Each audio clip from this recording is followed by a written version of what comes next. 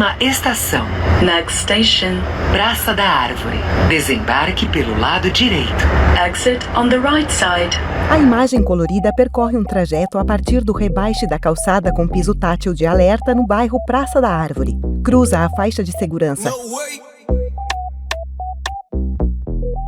Anda pela calçada com piso guia. Chega à frente da Cadevi. Entra na instituição.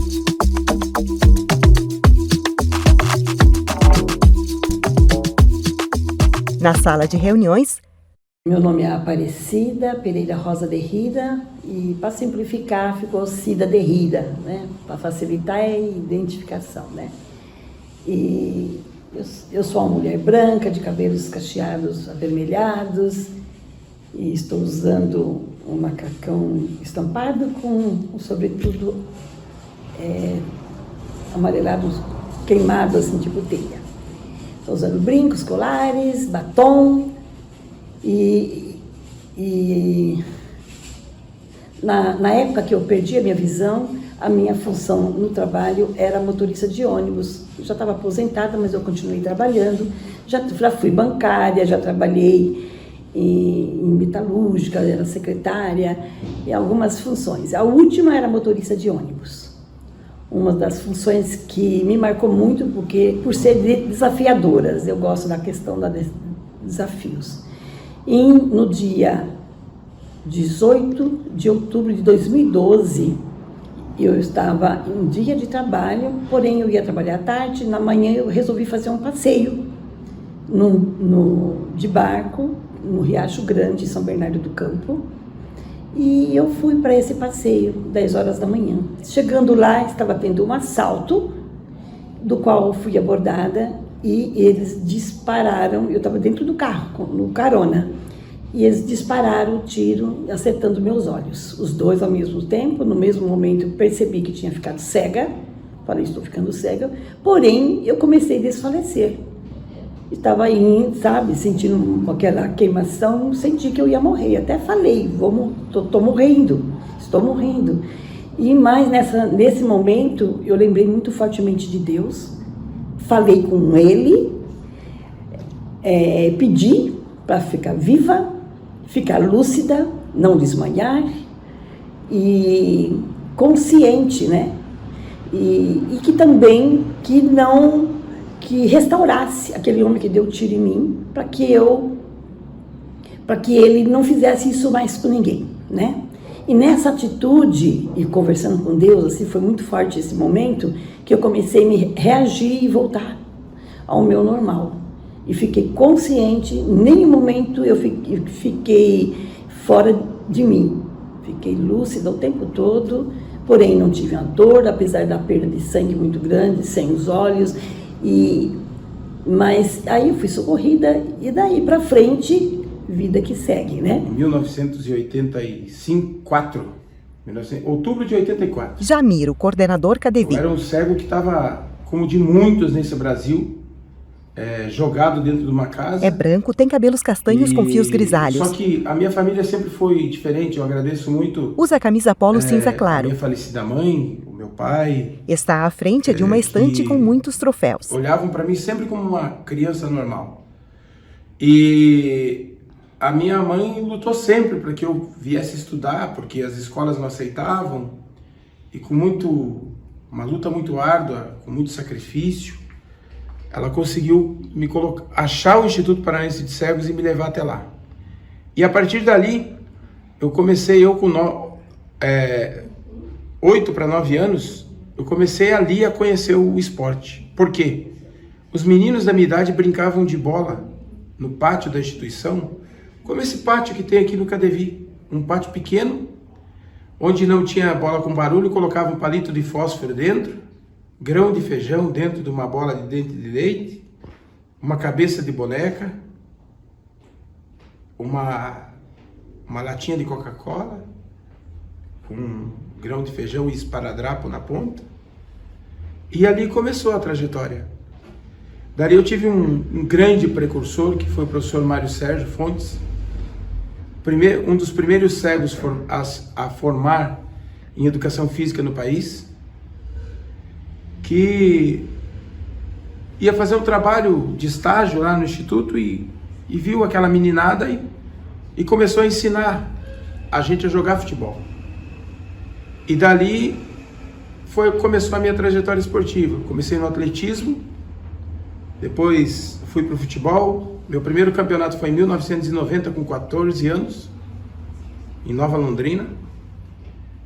E dali eu venho galgando uma trajetória esportiva até hoje. Karina. Foi com 32 anos, devido a um descolamento de retina nos 2 olhos. Assistida a KDV. Devido a uma trombose arterial junto com a No diabetes. jardim da E instituição. agora é uma retinopatia diabética que tem nas 2 visões.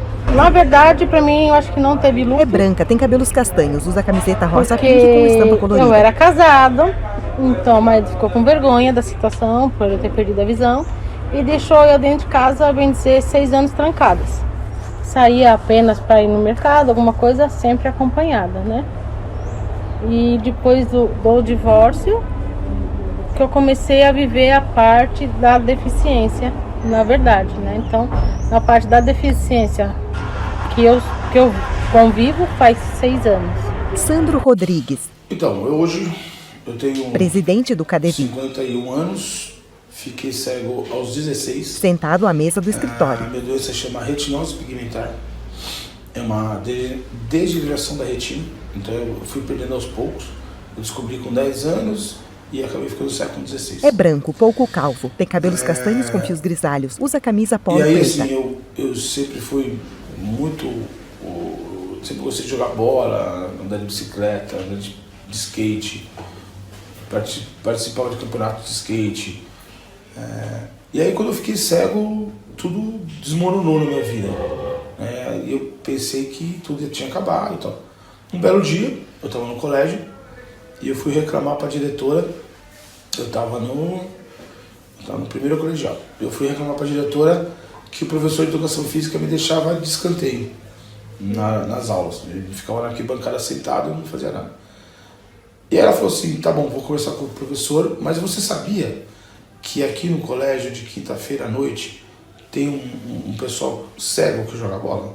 Eu falei, nossa, não. E aí fui na quinta-feira à noite lá e ali mudou totalmente a minha vida. Foi ali que eu conheci a primeira pessoa cega da minha vida. E é o que eu sempre falo aqui para todo mundo. Para você entender a pessoa com deficiência, você tem que conhecer outra pessoa com deficiência. Porque é ali que você vai conseguir entender quais são os seus limites, até onde você pode chegar, o que você realmente quer ser. E aí, com 16 anos, foi quando eu descobri o KDV e foi assim que minha vida como pessoa com deficiência começou. Eu descobri que eu poderia namorar, que eu poderia estudar, que eu poderia jogar bola, que eu poderia correr, que eu poderia nadar. E era uma fase complicada, porque quando você começa a ficar cego, é diferente daquela pessoa que nasceu cega. Tem os prós e os contras. Por exemplo, você é uma pessoa com baixa visão, você sofre demais. Por quê? Você tropeça, você bate nas pessoas, você cai em buraco, você pega o ônibus errado. E a pessoa cega, total, não. Porque ela já vai se adaptando a tudo aquilo. Então, eu passei por essa fase. Eu enxergava, fui ficando cego e depois fiquei cego totalmente. Então, assim, hoje, vou falar pra vocês, ser cego pra mim não é problema nenhum. Eu tenho N outras coisas que me aborrecem do que ser cego. Não foi fácil lá no começo, mas hoje, graças a Deus, eu não tiro isso de letra. Às vezes a pessoa fala, você é uma guerreira, você é uma vitoriosa, ok. Eu digo assim, não é nada disso. É coragem. A gente tem que ter muita coragem, porque quem enxergou e de repente ter que andar sem enxergar é um desafio bastante grande. Então, o mais forte de tudo é a coragem. E eu tive. Então, tive atitude, procurei bastante instituições que apoiavam, e na época, enquanto eu estava recuperando dos ferimentos, tudo, as minhas filhas ajudaram a procurar instituições que envolvia, e com 1 ano e 4 meses nós descobrimos que tinha uma instituição. Não é nem uma instituição, é um grupo de pessoas que voltada ao acolhimento das pessoas com deficiência, que é chamado Amigos para Valer. E eles tinham uma ala na camisa verde e branco, que ia ser o carnaval, e nessa ala ia ser especial para as pessoas com deficiência visual. E eu me candidatei, conheci esse grupo e já comprei minha primeira bengala e desfilei com 1 ano e 4 meses nessa escola de samba. Aí eu já me uni a eles, comecei a ir para eventos, teatro, e através desse grupo fui conhecendo outras instituições, onde eu fiz a mobilidade, aprendi braille, porém não consegui praticar o braille, porque eu achei muito difícil, mas aí adquiri o celular, que eu comecei a me comunicar através do celular. Eu conheci muitas pessoas, aqui tinha muitas festas gostosas, que isso ajuda muito, sabe, a nossa autoestima, né? E eu fazia atividades como pilates, yoga, dança, e tem outras atividades aqui no Cadevi que eu não pratico, eu fazia essas, que me ajudou bastante. Fernanda Bianchini, do qual eu faço dança, dança do ventre, dança de salão. A gente faz muitas apresentações em teatro e escolas, em vários lugares, né? E conheci o coral da Deva, onde estou até hoje. Eu faço essa parte desse coral, um coral muito bonito, só de pessoas com deficiência no momento, mas ele é aberto também para quem não tem deficiência, né? Tem um maestro, que é o Júlio Bateste, que ele tem uma metodologia bem bacana, que a gente consegue fazer um trabalho muito bonito. E assim, a gente vai indo. E as minhas atividades que eu fazia antes, eu não deixei de fazer. Achei que não ia ser possível, né? Porque eu gostava de pintar tela, uma das coisas que eu gostava de fazer. E eu falei assim, agora sem enxergar, eu não vou conseguir, né? Aí eu me candidatei para fazer um curso no Senai e SESI, de assistente administrativo, que uma das atividades no SESI era de artes. E eu, fazendo lá uma atividade, eu percebi que eu conseguia pintar. Pintei em papel sulfite, né? E aí eu vi que saiu alguma coisa. Eu falei, bom, eu vou colocar em prática, né, isso. E voltei a pintar. Fiz já 2 exposições no Espaço Uruguaio e num espaço também ali no centro. E assim, eu fico muito feliz de estar compartilhando também as minhas experiências com pessoas que às vezes perderam a visão, que eu já consegui falar com muitas pessoas que perderam a visão, estavam assim meio sem saber, meio perdido. Sandro Rodrigues. Vou te falar que assim, né, quando eu fiquei cego, teve algumas fases, né? Porque como eu passei por essa fase de estar ficando, por exemplo, eu jogava vôlei na rua com meus amigos. E ninguém sabia que eu ia ficar cego, nem eu. A única pessoa que sabia que eu ia ficar cego era minha mãe. E ela não contou pra ninguém. Ela guardou pra ela. Eu sabia que eu tinha um problema grave de visão, mas existia um espaço muito grande em ter um problema grave de visão e ficar cego. E aí, como eu jogava vôlei com a rapaziada, então, por exemplo, tinha hora que eu não via a bola. E aí a pessoa pegava e me protegia, me cobria. Grande parte dessa galera, ainda até hoje, são meus amigos. Já na escola, por exemplo, aquela galera que eu jogava bola, por exemplo, quando eu comecei a errar a bola, não enxergar mais a bola, essa galera foi se afastando. Eu falo dos homens. Da mulherada, então, esquece. Eu fiquei praticamente dos meus 14 anos até os 18, sem dar um beijo, por exemplo. Que a mulherada fugia. Simplesmente só o fato, não sei se era o fato de eu ser cego, mas eu não conseguia interagir com a mulherada. Não sei porquê. Podia ser uma falha minha? Poderia, claro que poderia. Mas foi difícil. Tanto é que quando eu arrumei a minha namorada com 18 anos, foi a minha primeira esposa, que eu acabei casando. Quando eu conheci as pessoas aqui no Carevi, uma das pessoas que estavam aqui até na Assembleia, não sei se vocês viram, que está com um chapéuzinho, um magrelinho com chapéuzinho já, é o Claudinho. Esse Claudinho eu conheci quando eu vim pra cá com 16 anos. Ele trabalhava no CEPRO. O CEPRO é Centro de Processamento Federal. E aí eu perguntei, eu falei, você trabalha lá? Você faz o que lá? Eu sou programador. Pô, mas dá pra programar sendo cego? Ele falou, claro que dá. E aquilo me despertou uma coisa. Eu falei, putz, eu quero mexer com o computador. É isso que eu quero. Aí eu conversei com outro amigo aqui do Carevi também, que ele era professor. Eu falei, cara, onde você fez faculdade? Eu fiz na faculdade, ele falou, fiz na FIB. A FIB era Faculdades Ibirapueras, hoje chama Unib. Ele falou, vai lá, conversa com o reitor e tal, pode ser que você consiga uma bolsa. Porque eu não tinha grana. Meus pais sempre foram pobres. E aí eu fui uma vez, fui duas, fui três, não encontrava o reitor. Aí um dia encontrei com o cara, o professor Bastos Neto, o nome dele. Ele falou, nós temos aqui bolsas de estudo e tal, mas você precisa passar entre os 40. Fui, prestei, passei em 36º. Aí, primeiro ano da faculdade, eu fui chamado na coordenadoria. Aí o coordenador falou assim, mas você quer fazer análise de sistemas? E na época era processamento de dados. Você quer fazer processamento de dados? Eu falei, quero. Mas você é cego. Eu falei, tudo bem. Eu falei, eu conheço pessoas cegas que trabalham na área. Não, mas não dá, você não vai conseguir se formar. Eu falei, eu vou conseguir sim, senhor. Não, aí começou a me coordenar. Eu falei, eu passei, eu vou até o final. Primeiro ano, eu fui o melhor da classe. Escolhi tudo 10.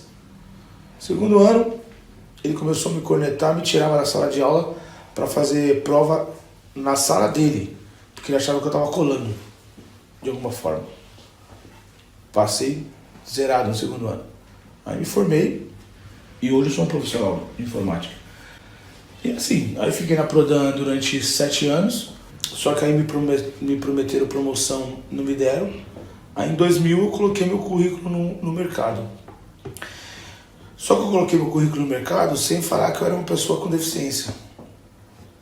Eu estava com 28 anos, tinha já praticamente 6, quase 7 anos de experiência em TI.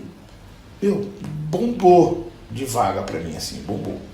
Só que acontecia, eu ia nas entrevistas e nada acontecia. Ia na entrevista, nada acontecia. Até um belo dia que eu fui numa entrevista lá no Alphaville, Banco BCN, que nem existe mais. E aí eu tava na sala de espera, aguardando para ser entrevistado, e eu ouvi o cara falar, não, eu não vou entrevistar um cego. Eu andei pra caramba, aquele dia eu andei quase 3 horas para chegar no Alphaville. Eu ouvi, falei, eu não vou entrevistar um cego. Fala que eu não tô. Aquilo, falei, porra, o que tá acontecendo? Eu voltei pra casa, refiz o meu currículo. E aí o que eu fiz no meu currículo? Eu coloquei, sou pessoa com deficiência, possuo meu próprio equipamento, porque na época eu tinha comprado, na época, hoje não, né? Hoje não precisa, mas na época você tinha que comprar um sintetizador de voz, onde você plugava na serial do computador e tal. Eu comprei, gastei uma grana na época, toda a minha rescisão que eu tinha da Prodan, eu peguei e comprei o equipamento. Aí, beleza, diminuiu a quantidade de vagas para mim. Só que o dia que me chamaram, já me chamaram sabendo que eu era pessoa com deficiência. Mesmo assim, eu fui na entrevista e aí a pessoa falou assim para mim, mas eu gostaria de ver você trabalhando, pode ser? Eu falei, pode. Aí ficaram comigo lá o dia todo, me viram trabalhar. Aí voltei, fiz a entrevista na consultoria e fui fazer a entrevista na empresa, que eu tô até hoje, que é a Sul América Seguros. Até hoje, na minha área, eu já estou com 30 anos de TI, até hoje ainda eu tenho que quebrar algumas barreiras. Até hoje, ainda mais depois da pandemia, que a gente trabalha muito home office, várias vezes eu entro numa reunião e saio de uma reunião sem saber que as pessoas não sabem que eu não enxergo. E aí depois elas acabam descobrindo, aí me manda, pô, cara, você me enxerga? Eu falo, não enxergo. Caraca, velho, mas como que você faz? Isso aqui. Então, assim, quando eu falo pra você que hoje ser cego pra mim não é problema nenhum, não é mesmo, nem na vida pessoal e nem na vida profissional. Mas ainda, por exemplo, se eu sair pro mercado, eu tenho certeza que mesmo com 30 anos de experiência, eu vou ter que começar a quebrar pedras de novo. Porque não é maldade das pessoas, mas muitas das vezes as pessoas não sabem nem como lidar com a gente. Por não conhecer, por não conviver. Né? Então, muitas vezes a limitação é dela mesma. E aí ela muitas das vezes prefere fugir da situação, ou seja, não contratar uma pessoa com deficiência, porque ela não sabe como lidar, e não porque a pessoa não tem condições, né, de estar naquela vaga, por exemplo. Ana Marques, psicóloga. A minha trajetória, enquanto pessoa com deficiência, enquanto surda, Ela tem pele branca, cabelos castanhos com mechas loiras. foi muito complexo, como qualquer outra individualidade. Usa camisa verde, está numa Eu sou sala. 95% surda, eu faço uso de aparelhos auditivos desde os 3 anos. Eu uso aparelho convencional do lado direito desde os 3 anos. Do lado esquerdo, eu fiz um implante coclear em 2018. Na primeira formação com turismo, eu não tive acesso aos meus direitos porque eu não sabia quais eram. Já na psicologia, eu já tinha mais consciência social, consciência da minha identidade. Quem eu era, o que é ser surda, o que é ser pessoa com deficiência. Então, nesse sentido, a complexidade se dá pela falta de referências também nos espaços. E como o ser social, que você precisa desse contato frequente para você entender quem é você, que grupo você pertence, que grupo você pode fazer parte. E dentro disso trabalhar todas as possibilidades de vir a ser. A minha luta com direitos humanos, então, começou diretamente com esse contato, então, na faculdade de psicologia, com pessoas com deficiências, com pessoas surdas especificamente, e vendo que eu não conseguia, que as outras pessoas não conseguiam exercer seus direitos. E que elas muitas vezes não compreendiam quais eram os seus direitos e que elas também tinham direito. Então eu percebia que as pessoas achavam que era um fardo para os outros. Quando elas solicitavam intérpretes, quando elas solicitavam acessibilidade.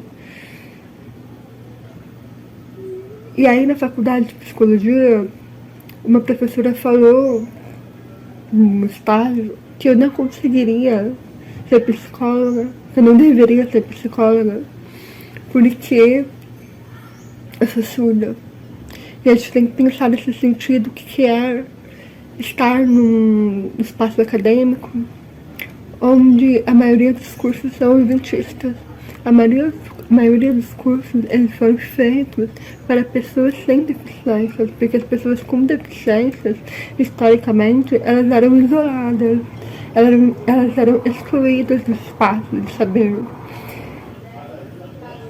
A inclusão social ela é um processo contínuo. Não é algo que você coloca uma pessoa com deficiência no espaço, pronto, acabou. A inclusão é um conjunto de estratégias que fazem acontecer.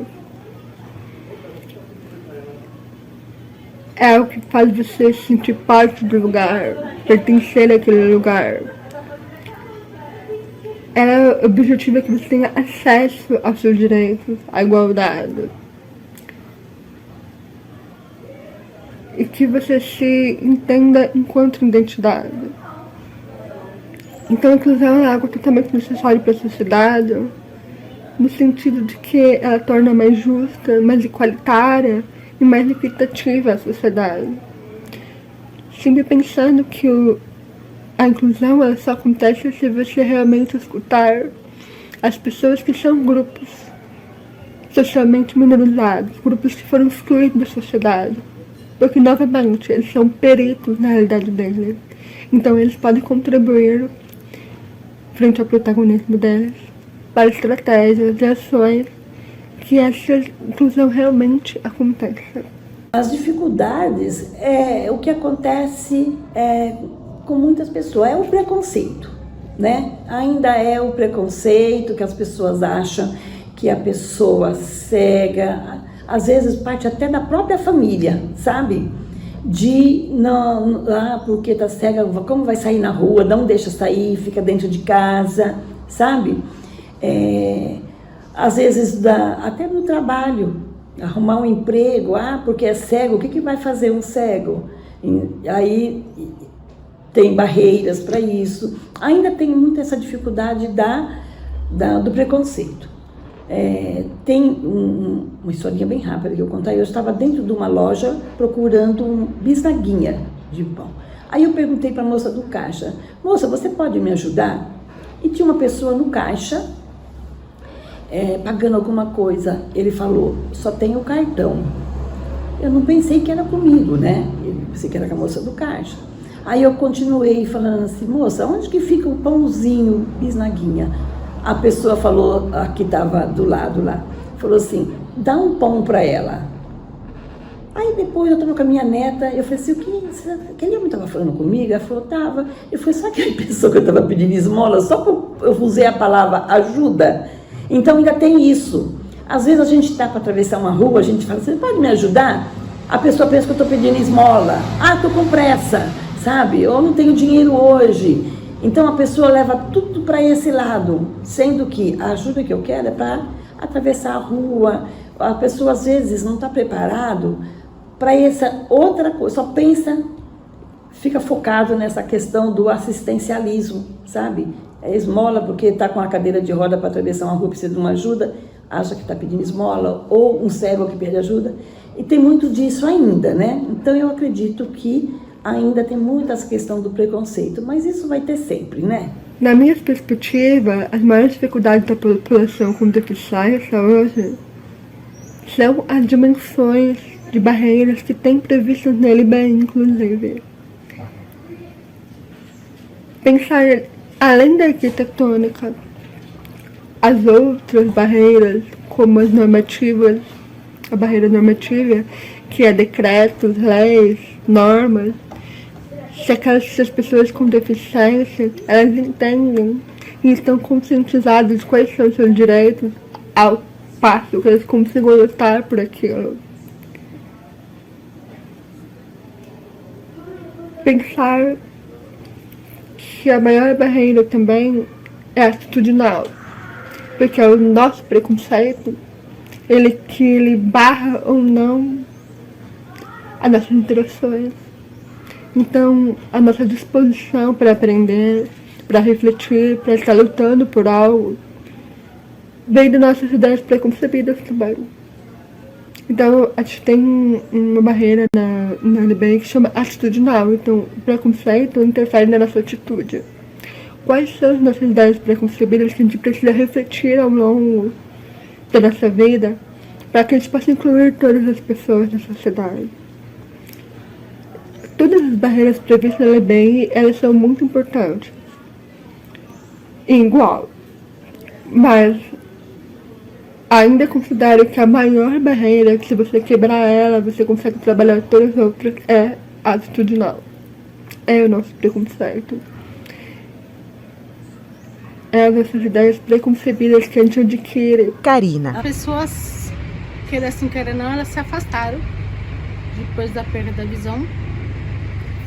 O ciclo de amizade diminuir, né? A convivência é bem diferente do que se tinha quando a pessoa enxergava, né? Quando eu enxergava, após a perda da visão, se tornou menor ainda o ciclo. Parece que contamina, né? Uma deficiência visual. Se alguém chegar perto ou conviver, a minha deficiência, o meu problema vai passar para outra pessoa. Então acaba se afastando, né? Não é só comigo, mas com qualquer deficiência acaba acontecendo isso, entendeu? Ao invés de ajudar, eles se afastam, né? Então a gente tem que seguir, bem dizer, criar força. O mundo cegal é um mundo que virou, né? Era um mundo colorido, vamos pôr assim. Pelo menos quando eu enxergava, virou um mundo cegal. Porque minha visão ela não é limpa, ela é embaçada, né? Como se fosse uma janela suja, devido ao descolamento de retina, volto a falar. Então a gente se adapta, né? São tudo diferente, né? É um jeito de varrer diferente, um jeito de convivência é diferente, um jeito de lavar louça é diferente, um jeito de tomar banho se torna diferente, né? Tudo se torna diferente. Então a gente brinca, né? Que é um mundo cegal, né? De cegueta, né? Essas coisas assim que entre nós não ataca, né, entre nós mesmos. Mas se a gente receber, dependendo da forma que é dita isso pra gente, eu não ligo, mas muitos deficientes tomam como abuso, entendeu? Eu não ligo, não. Eu sou muito de boa, graças a Deus, brinco com todo mundo. Então, brinco com a minha deficiência também. Se a gente não brincar, a gente não sobrevive, né? Então, tamo aí. Mas é bem difícil, o mundo cegal mas temos que encarar. Meu mundo cegal, o pior da parte do dia é a parte noturna, né? E se torna mais cegal ainda, porque abaixa a visão, abaixa mais ainda, né? Então, tudo é jeito de adaptação, né? A gente tem que se adaptar com tudo, né? Eu cheguei até os 32 anos, então é tudo uma vida nova. São tudo readaptações pro dia a dia, né? Na verdade, existe 3 cores de bengala, né? Para deficiente visual. É a branca, que é para deficiente total, a verde, que é para baixa visão, e a branca e vermelha, que é para deficiente auditivo e visual. Tá bom? Eu, Karina, adoro cor-de-rosa, né? Não me adaptei com a bengala verde, então a minha bengala também é rosa, entendeu? Tem gente que já sabe das cores da bengala e fala: por que sua bengala é dessa cor? Tem algum significado? Eu falo: não, não tem significado nenhum não. É porque eu gosto da cor rosa e é uma frescura minha, né? Cada um se adapta de um jeito, tá? Então minha bengala é cor-de-rosa. Bom, o CADEVI foi fundado em 15 de fevereiro de 1984. Jamiro. Por um grupo de pessoas cegas e pessoas com baixa visão, no intuito de fazer a formação, a reabilitação, a inclusão e a socialização das referidas pessoas. Ao longo desses anos, o CADEVI tem uma trajetória muito bonita, como vocês podem observar ao fundo, essa galeria de troféus que foram conquistadas Close nos troféus da estante. em várias modalidades: atletismo, natação, judô. O CADEVI também tem o seu presidente, que é o senhor Sandro Rodrigues, que já compunha a Seleção Brasileira de Futebol na década de 90. Professor Ivan de Oliveira Freitas, que hoje é o nosso vice-presidente financeiro, que também já um atleta de alto nível, outrora, compunha a seleção por várias vezes, vários títulos. E outros saudosos que já partiram e fundaram a entidade também compuseram a seleção. Também o CADEVI ele faz um trabalho para dar autonomia da pessoa cega e com baixa visão. Nós aqui ministramos aulas de orientação e mobilidade, que é o uso da bengala, as aulas de a atividade de vida diária, que é o AVD, a alfabetização em braille da pessoa cega e com baixa visão, para ela poder aprender o método do braille, a assinatura, ou seja, quando a pessoa perde a visão ao longo da sua vida, nos procura. O Instituto Nacional do Seguro Social tem nos enviado muitas pessoas no programa de reabilitação. Aí eles buscam lá, mandam para a gente, enviam para a gente faz esse trabalho, esse processo todo. O CADEVI, além disso, tem o trabalho social, o trabalho de previdência e assistência social, onde atende mais de 180 famílias, no programa junto à Prefeitura de São Paulo, com distribuições de cestas básicas também. Se nós formos pegar a estatística hoje de pessoas cegas e com baixa visão no Brasil, eu não consigo aqui falar um número preciso, mas é bastante expressivo. Então, ou seja, e muitos desses ficaram cegos ao longo do percurso de suas vidas. Para quem já nasce cego ou nasce com baixa visão, é uma forma de viver. Agora, para quem vai começar tudo do zero, para reiniciar um caminho, é muito complicado. E para isso serve o Centro de Apoio ao Deficiente Visual, o CADEVI. Nós temos tantas leis, as leis existem, mas o que acontece? Poucos brasileiros sabem dos direitos que têm. E se nós formos colocar na balança o quanto nós pagamos de impostos nesse país, se nós pagamos, nós queremos receber. E nós temos que receber através de segurança pública, saúde, educação, cultura, lazer, mas infelizmente nós não temos um retorno. Então, ou seja, e as leis, a Constituição brasileira, ela está lá. Todo cidadão brasileiro, ele tem o direito de trabalhar, estudar e se divertir.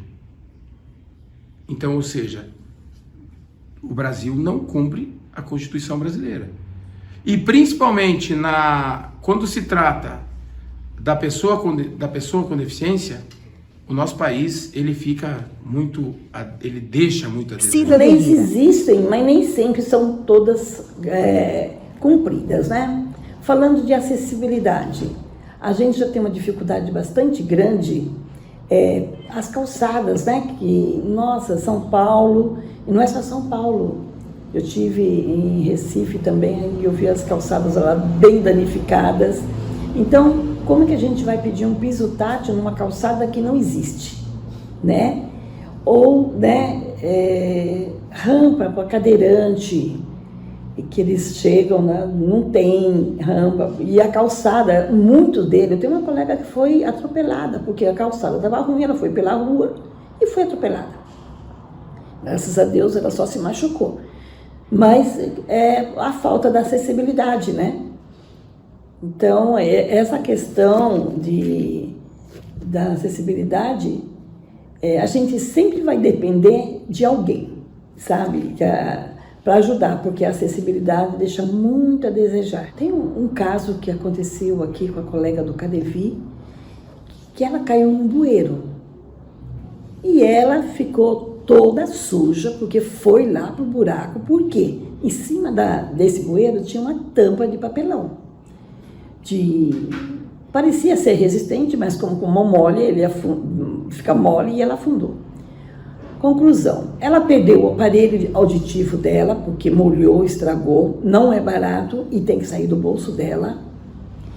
Ela se machucou um pouco, graças a Deus isso não foi grave, mas o pior de tudo é que o bueiro ainda está aberto. Isso já faz uns dias que aconteceu, talvez quase um mês.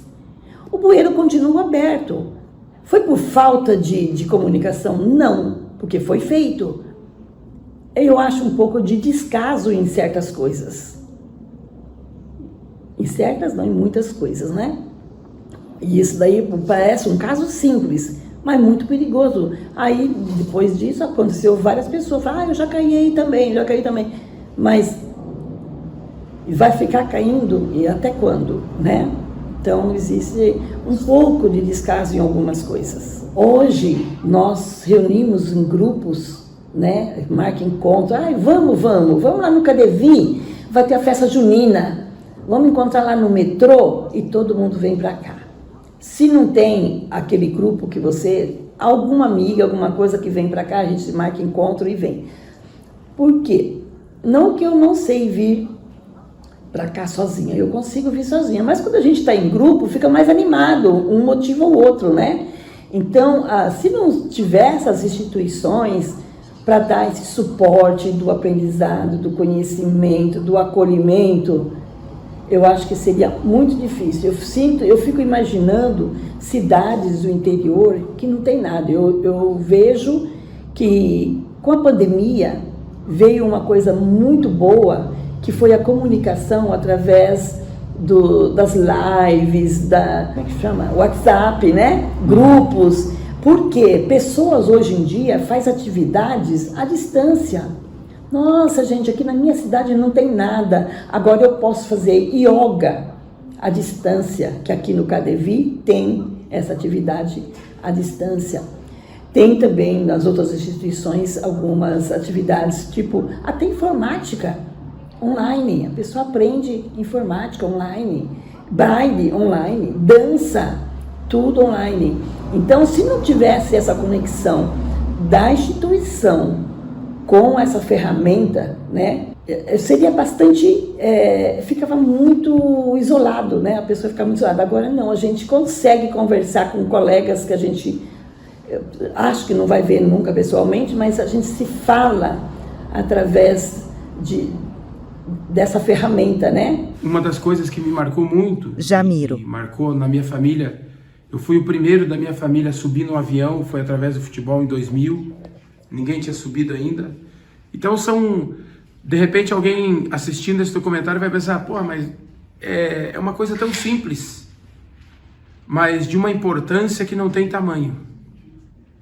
A primeira vez que a minha mãe e meu pai foram ver um jogo de futebol meu, isso me marcou demais, que a minha filha com 2 anos de idade foi ver um jogo de futebol e eu cortei a boca, a mãe dela não viu, ela saiu correndo e viu que eu estava no médico e foi lá ver o que tinha acontecido.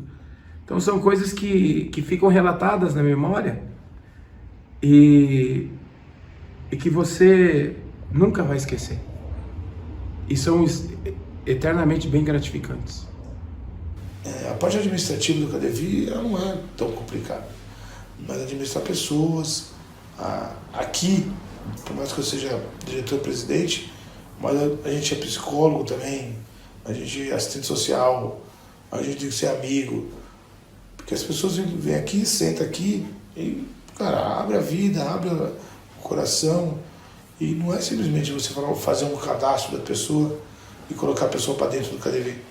Você tem que ouvir, você tem que entender, você tem que ajudar, você tem que explicar. Bom, Karina. KaDeVi para mim é uma família. Foi uma ONG.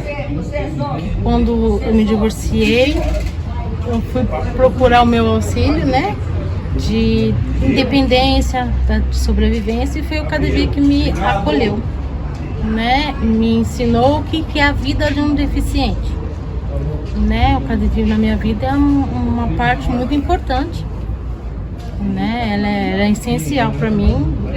Falo para todo mundo sobre o KaDeVi, onde que eu vou, eu falo sobre o KaDeVi, tenho muito orgulho dessa sede, né, dessa instituição com a gente, é um acolhimento muito grande. Para mim o KaDeVi faz parte da minha família, né, faz parte agora do meu eu, né, então isso é muito importante para mim, a parte do KaDeVi é muito importante. Cara, o KaDeVi para mim é um recomeço de vida. Jamiro. Tem pessoas que chegam aqui e não conseguem dar um passo. E a gente consegue, com o pouco que a gente sabe, fazer com que essas pessoas saiam daqui animadas, com a bengala na mão, andando sozinho, fazendo o seu café. Então isso é extremamente gratificante.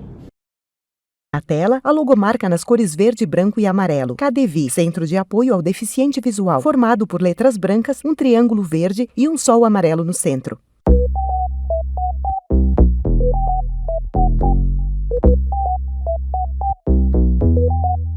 No way.